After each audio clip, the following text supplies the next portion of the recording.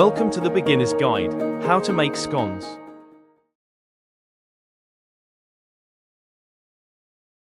Start by adding 2 cups of flour into a mixing bowl. Next, add 1 teaspoon of salt and 1 teaspoon of baking powder. Then add 75 grams of cold butter, cut into small pieces. Mix everything together.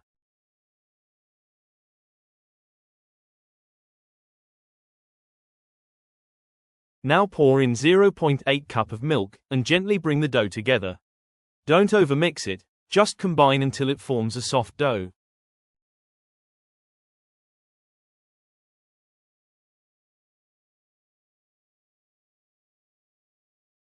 Shape and place the scones on a baking sheet lined with baking paper.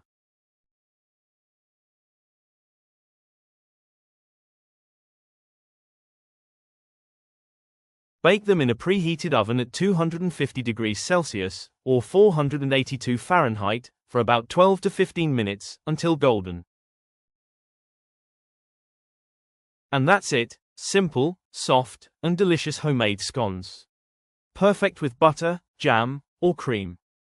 Thanks for watching, and enjoy your fresh baked scones.